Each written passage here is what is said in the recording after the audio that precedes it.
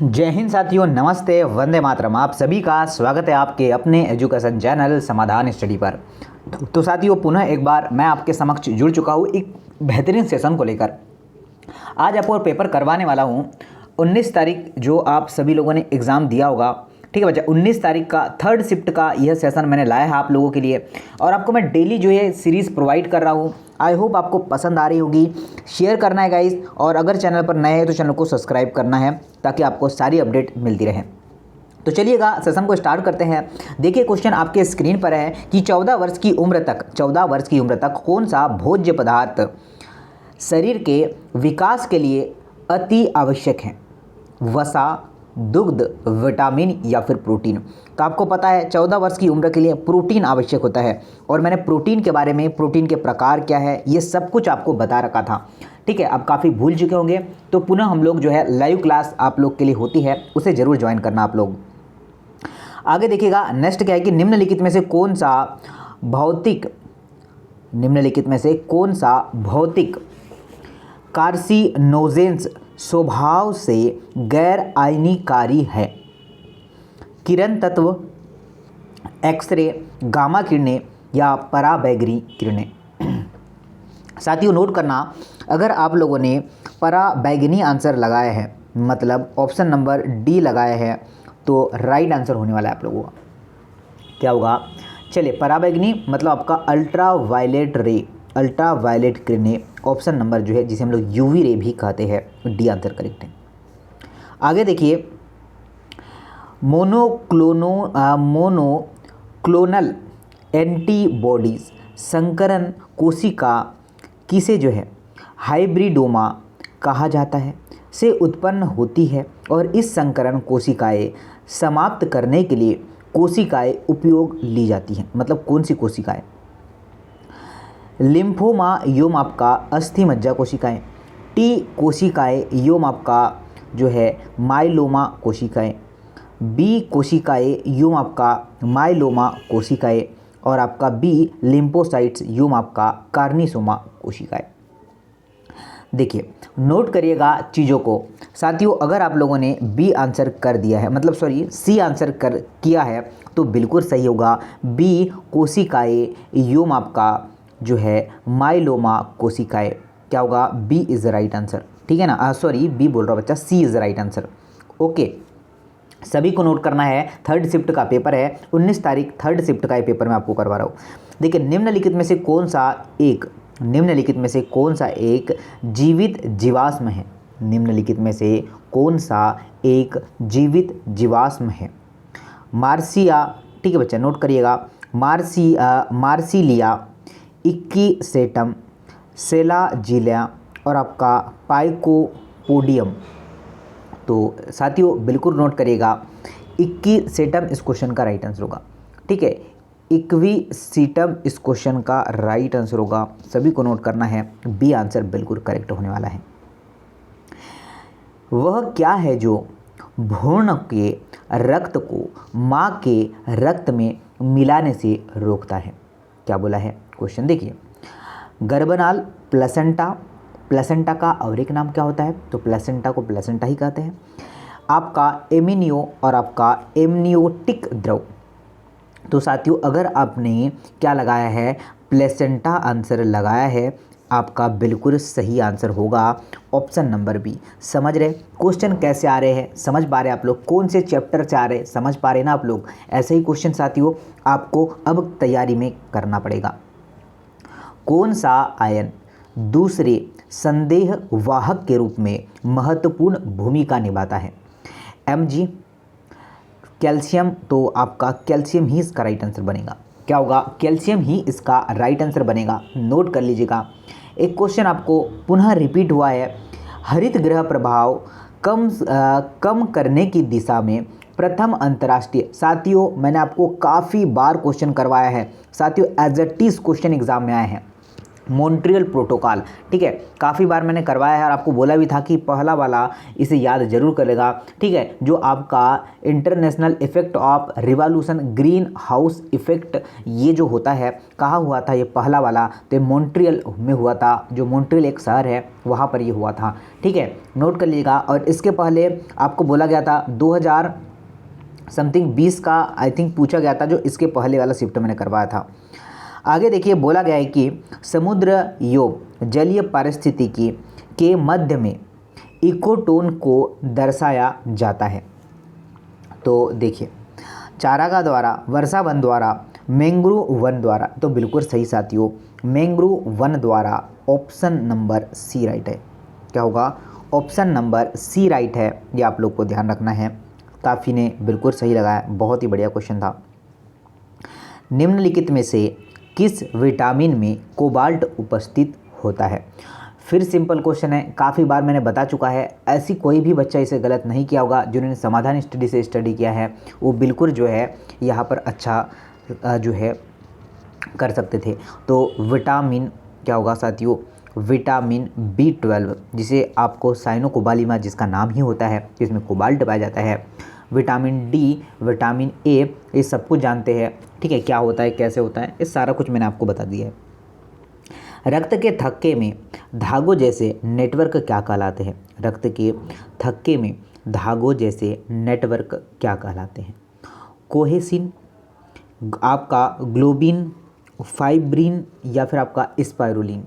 तो साथियों नोट करिएगा, आपका राइट आंसर बनेगा फाइब्रिन। क्या राइट आंसर होगा आपका? फाइब्रिन इस क्वेश्चन का बिल्कुल करेक्ट आंसर होगा। ये नोट कर दीजिएगा, ऑप्शन नंबर सी करेक्ट है। क्या होगा? ऑप्शन नंबर सी करेक्ट है साथियों, ये बिल्कुल आपको नोट करना है। आगे देखिए, बोला है कि न्यूरोस्पोरा में प्रत्येक उत्परिवर्तन प्रकट होता है। डुप्लीकेट जीन, संपूरक जीन, प्रभावी जीन या अप्रभावी लक्षण। तो देखिए, डोमेस्टिक आपका ध्यान रखना है, डोमिनेस्ड मतलब आपका प्रभावी लक्षण। क्या होगा? प्रभावी लक्षण। साथियों अगर आपका प्रभावी लक्षण अगर लगाया था तो बिल्कुल सही आंसर है और बहुत ही शानदार आंसर है। शरीर के अंदर की रक्त का थक्का नहीं जमता, तो ये भी मैंने आपको काफ़ी बार बताया है। तो गाइस, बॉटनी जूलॉजी बहुत सिंपल आया था, ये आप लोग को नोट कर लेना है कि शरीर के अंदर की रक्त का थक्का नहीं जमता है, यह किस प्रोटीन के कारण होता है? हिपेरिन, हीमोग्लोबिन, फाइब्रिन और आपका जो है प्लाज्मा। तो बिल्कुल नोट करिएगा, हिपेरिन आपका सही आंसर होने वाला है। क्या होगा? हिपेरिन। और कोई भी साथी इसे गलत नहीं कर पाया होगा। ठीक है, हिपेरिन। हीमोग्लोबिन भाई साहब ये गलत था, एक बच्ची ने लगाया था ये क्वेश्चन को गलत। देखिए, हार्मोन्स जो प्रचुर मात्रा में क्या होते हैं, अग्रस्त या पीयूष का द्वारा निर्मित होते हैं, बताइएगा। वृद्धि हार्मोन्स, ठीक है ना, स्ट्रेन हार्मोन्स या फिर आपका मेलाटोनिन या फिर होगा एड्रोको जो है टर्की टॉर्फिन हार्मोन्स। साथियों आपका वृद्धि हार्मोन्स, ग्रोथ हार्मोन्स इसका राइट आंसर बनेगा। क्या होगा? ग्रोथ हार्मोन्स अगर आपने लगाया है तो बिल्कुल आपका राइट आंसर होगा। Okay, that's it, option number A correct है। जनसंख्या की पुस्तक जनसंख्या के सिद्धांत पर जो है एक निबंध लिखा। ई हेकेल ने, ई पी ओडम ने, टी आर मल्थस ने या फिर आपका ए वी जो है आपका ल्यूवेनहॉक ने। क्या होगा ज़रा बताएंगे आप लोग? तो साथियों नोट करना, टी आर, ठीक है, टी आर मथल, तो आपका मथियल्स आपका बिल्कुल सही आंसर होगा। ठीक है, क्या होगा? सी आंसर बिल्कुल करेक्ट है। उत्परिवर्तन का सिद्धांत किसने प्रतिपादित किया? उत्परिवर्तन का सिद्धांत किसने प्रतिपादित किया? आपका जो है मॉल्थस या फिर आपका हक्सले या फिर आपका होंगो डी व्रिज या फिर आपका लैंडमार्क ने। तो आपका होंगो डी व्रिज इसका बिल्कुल सही आंसर होने वाला है सर। क्या होगा? होंगो डी व्रिज अगर आपने लगाया है तो साथियों बिल्कुल सही आंसर है, बहुत ही अच्छा आंसर आप सभी साथियों का। भारत में कितने जैव जो है आपके तप्त स्थल उपस्थित होते हैं। ऐसे भी क्वेश्चन आपको आने लगे हैं। 12 2 4 या फिर 7, तो साथियों क्या होगा आपका 4 इसका राइट आंसर बन जाएगा। क्या होगा 4 अगर आपने लगाए हैं तो बिल्कुल सही आंसर है। सभी साथी बिल्कुल आंसर कर पाएंगे। बहुत ही अच्छा क्वेश्चन है, बहुत ही शानदार क्वेश्चन है। कोशिका चक्र में निम्न में से किसके शांत आपकी प्रावस्था कहा जाता है? जीवन, यशवन, ये क्वेश्चन भी मैंने आपको करवाया है। ठीक है, आपका G0 आपका फेस ये आपको मैंने करवाया है। अगर आप लोग हमसे पढ़ रहे हैं मतलब ये भी क्वेश्चन आपने सही किया है। आगे चलते हैं, नेक्स्ट क्वेश्चन देखिए क्या है। मृदा में उपस्थित जल की कुल मात्रा क्या कहलाती है? जो है आपका प्राजल, भूमि जल, या फिर आपका प्राय मृदा, आपका मृद दाजल, या फिर समस्त जल होगा। तो आपका समस्त जल क्या होगा? समस्त जल आपका राइट आंसर है। ये आपको नोट करना है, ये आपको ध्यान रखना है। निम्नलिखित में से फसल की कौन सी किस्म बीटा कैरोटीन से क्या होती है? समृद्ध होती है। कौन सी समृद्ध होती है? देखिए, फ्लेवर सेवर, गोल्डन चावल, तो बिल्कुल आपका गोल्डन राइस इस क्वेश्चन का राइट आंसर होगा। क्या साथियों? गोल्डन राइस इस क्वेश्चन का सही आंसर होगा। ये आपको ध्यान देना है। क्या होगा? Golden rice. चलिए आगे देखते हैं। बीजांडसन, ठीक है, बीजांडसन और फलवित्ती दोनों खाने योग्य भाग किसमें है? टमाटर, केला, सेब या फिर आलू? तो गाइस आपका टोमेटो आपका बिल्कुल सही आंसर होगा। क्या होगा? टोमेटो अगर आपने लगाए हैं बिल्कुल सही। साथियों एक तो नोट करना है, PDF आपको समाधान स्टडी जो है टेलीग्राम चैनल पर मिल जाएगा। समाधान स्टडी या तो लिंक लीजिएगा या समाधान स्टडी इस तरीके से लिखकर सर्च करिएगा, आपको मिल जाएगा। वहाँ पर इसका PDF आपको मिल जाएगा। क्या होता है जब आपका असंगत रक्त समूह को आधान किया जाता है?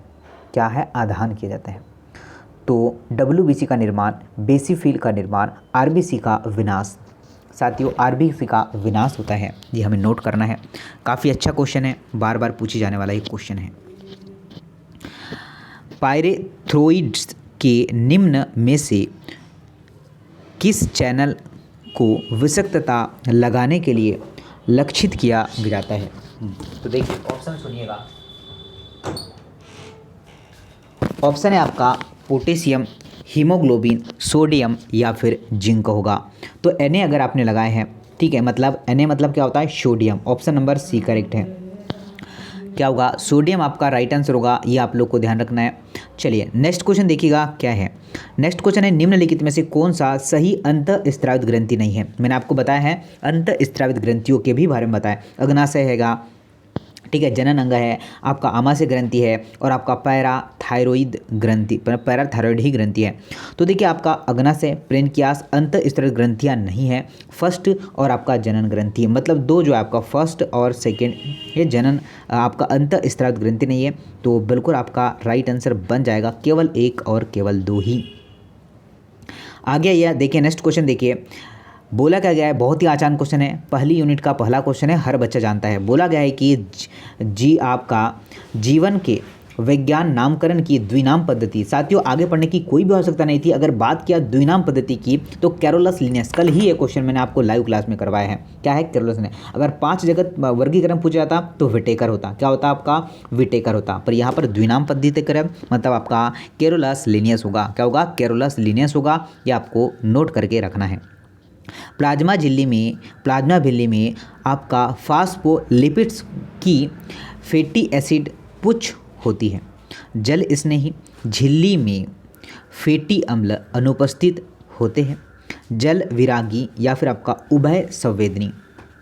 तो बिल्कुल नोट कर सकते हैं आप लोग कि क्या होगा? जल विरागनी। क्या होगा? जल विरागनी मतलब आपका हाइड्रो जो है फोबिक। क्या होगा? जल विरागनी, जिसे इंग्लिश में हम लोग पढ़ेंगे तो हाइड्रोफोनिक्स कहते हैं। ये आपको ध्यान रखना है। निम्नलिखित में से कौन सा स्तनधारी है और उड़ भी सकता है? स्तनधारी भी है, उड़ भी सकता है। चमगादड़, तेंदुआ, ऑस्ट्रिच या फिर आपका जो होगा पेलिकन। ठीक है। तो आपका चमगादड़, जिसे हम लोग क्या कहते हैं, बट कहते हैं, तो क्या होगा आपका चमगादड़ इसका करेक्ट आंसर होगा। क्या होगा, चमगादड़ इज राइट आंसर। मस्तिष्क के किस भाग में हम भूख लगने तथा भूख खत्म होने का इंतज़ार करते हैं? ये क्वेश्चन मैंने काफ़ी बार क्लास में करवाया है। अगर आप लोग बिल्कुल हमारे स्टूडेंट हैं तो बिल्कुल सही किए हैं। Cerebrum, hypothalamus, medulla oblongata. तो आपको पता है हाइपोथैलेमस, भूख प्यास का नियंत्रण कौन करता है सर जी? तो हाइपोथैलेमस करता है। तो आप लोग बिल्कुल कर पाए होंगे हाइपोथैलेमस। ऑप्शन नंबर बी, क्या होगा, ऑप्शन नंबर बी करेक्ट है। पादप जगत के वर्गीकरण में, उच्च पादपों के वर्गीकरण में पुष्पीय लक्षणों के आधार पर बनाया जाता है, क्यों? आसानी से अध्ययन किया जा सकता है, जनन भाग अधिक संरक्षित होते हैं, ये जो है ये रंग व आपका संरचना में बहुत अधिक जो है विभिन्नताएं दर्शाते हैं, या पुष्प को आसानी से संरक्षित किया जा सकता है। तो जनन भाग अधिक संरक्षित होते हैं, ऑप्शन नंबर क्या है, बी करेक्ट है। क्या होते हैं, जनन भाग अधिक जो है संरक्षित होते हैं, राइट आंसर बनेगा बी। और हर साथी इस क्वेश्चन को कर पाएगा। आसान सा क्वेश्चन आपसे पूछा गया था, इनमें से कौन सा कार्य जो है आपका इंटरसेलुलर हार्मोन्स जो है आपका रिसेप्टर कॉम्प्लेक्स द्वारा निर्मित नहीं किया जाता है? गुणसूत्र कार्य का विनिमय, या फिर आपका विनियम, अनुलेखन का विनियमन, या फिर होगा जीनोम के साथ परस्पर क्रिया, कोशिका में जो आपका, ठीक है, कोशिका में आपका पोटेशियम के प्रवेश का नियमन। तो क्या आंसर बन जाएगा? तो कोशिका में पोटेशियम का प्रवेश नियमन, ऑप्शन नंबर जो है डी करेक्ट है। क्या होगा, डी इज़ राइट आंसर। सभी साथी बिल्कुल नोट करेगा, अच्छा क्वेश्चन था। मानव शरीर में अधिवृक्क ग्रंथि का स्थान कौन सा है? अग्नाशय के पास, वृक्क के ऊपर। तो साथियों वृक्क के ऊपर, ऑप्शन नंबर बी करेक्ट है। तो ये थे आपके 30 क्वेश्चन। आई होप आपको पसंद आएंगे। आगे के क्वेश्चन जो है 30 आपको कल मिलेंगे। प्रतिदिन क्लासें मिल रही है, आपको धीरे धीरे उस लेवल तक पहुंचाने का मकसद है जहां आप लोग एग्ज़ाम में बहुत ही अच्छे मार्क्स ला पाएंगे। तो थैंक यू वेरी मच। जय हिंद, वंदे मातरम। अपना ख्याल रखेगा। चीज़ें अच्छी लगे लाइक करना, शेयर करना, ठीक है साथियों, ताकि आपके साथ आपके भाई बंधु भी इस एग्ज़ाम को क्रैक कर पाए। नमस्ते, जय हिंद।